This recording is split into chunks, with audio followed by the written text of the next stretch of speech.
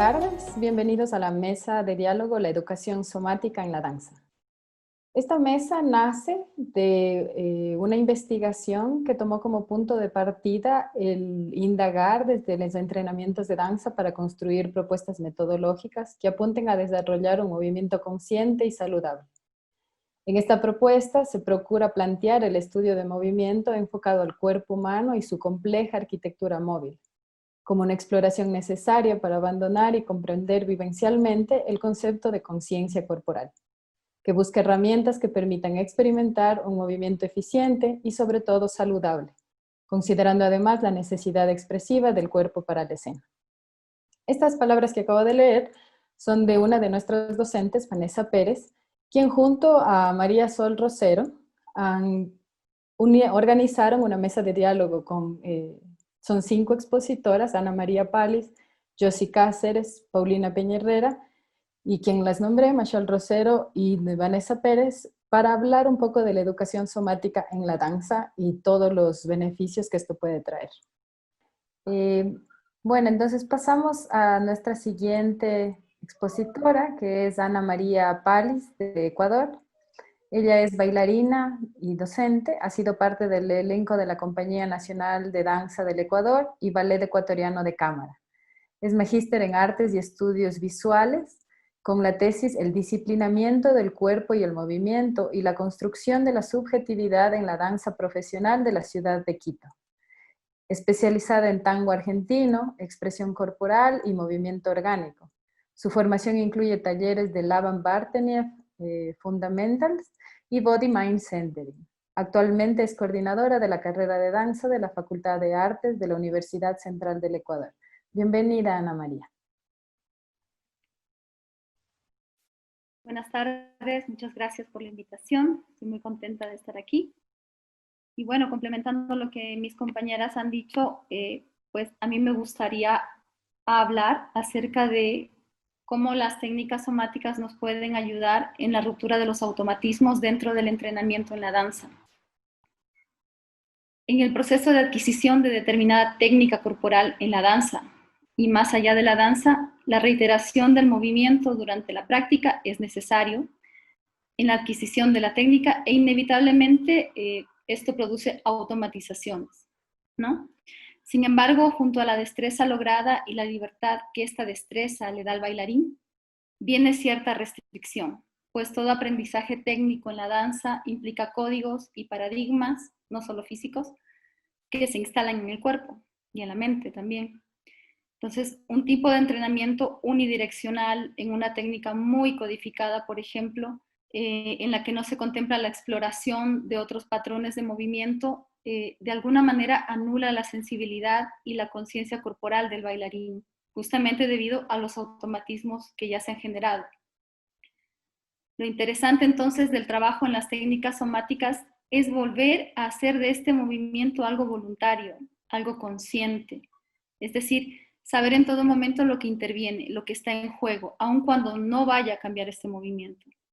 Entonces, es importante en el entrenamiento del bailarín recuperar esta libertad de elegir, de saber.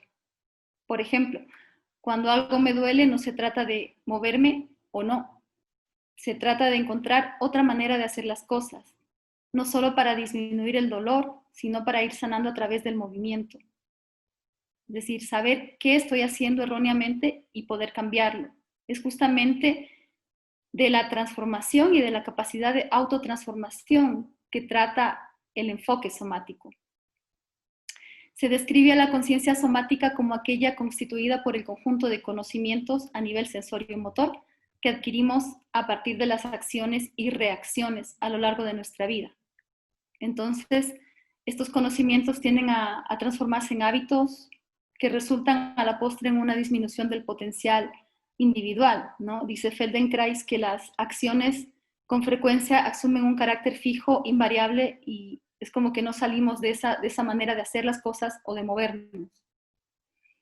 Entonces, la ampliación de la conciencia somática a través de la continua renovación del repertorio sensorio-motor del individuo es determinante si se trata de contrarrestar los efectos de un entrenamiento altamente codificado. La educación somática le abre al trabajo corporal la posibilidad de la transformación autoconsciente y la ruptura de automatismos. Se recupera, por lo tanto, la potencialidad de cada individuo de transformación a través de la conciencia.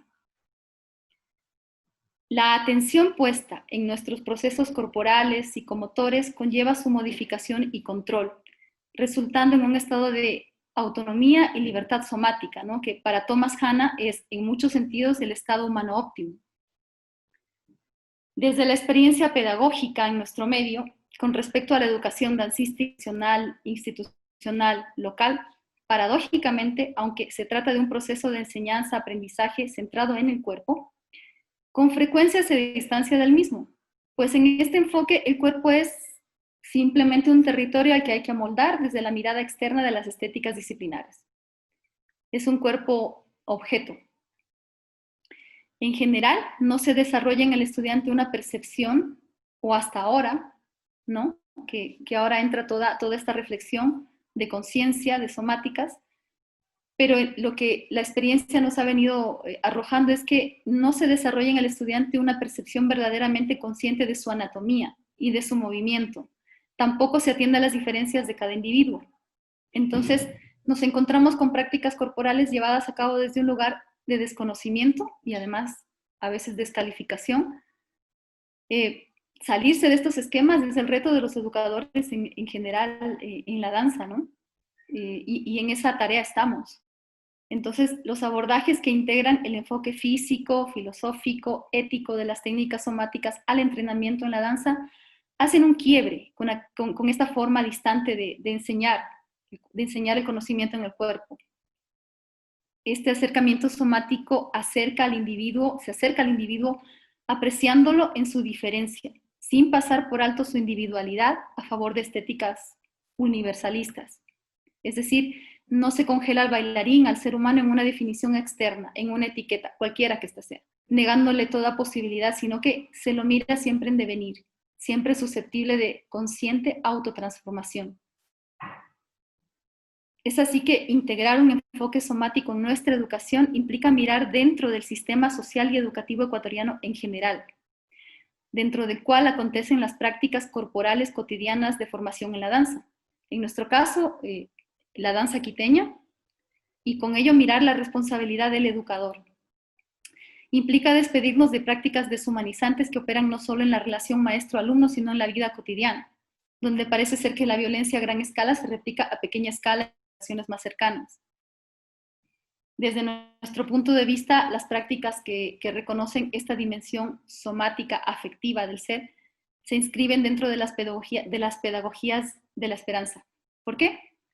Porque empoderan al individuo, haciendo posible procesos de desautomatización corporal, como ya los dijimos, y mental también, abriendo por consecuencia los caminos creativos.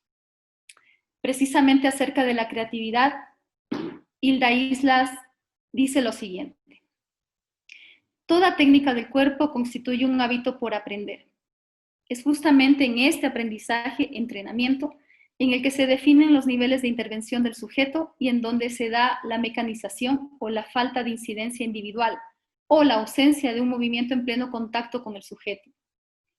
Es decir, un bailarín, por ejemplo, cuyo entrenamiento estuvo o está restringido a un entrenamiento altamente codificado y unidireccional, será poco dado a explorar fuera de sus esquemas habituales de movimiento y recurrirá inevitablemente a los códigos instalados en su cuerpo a lo largo de muchos años. Es decir, que una alta codificación corporal constituirá la manera característica de moverse de este individuo. Y yo diría también de pensar de este individuo, de estar en el mundo, ¿no? Entonces, en el aspecto creativo, creemos totalmente que el trabajo con las técnicas somáticas tienen un punto de quiebre, ¿no? Permiten al bailarín salirse de las etiquetas, escaparse de los códigos. Escapar es una buena palabra, ¿no? Para la creatividad. No hay etiquetas, no hay dicotomías, no hay fragmentaciones. Sí, en cambio, las técnicas somáticas nos señalan un camino en el cual te dicen, en ti mismo está el encontrar otra forma de moverte, otra forma de actuar, otra forma de ser.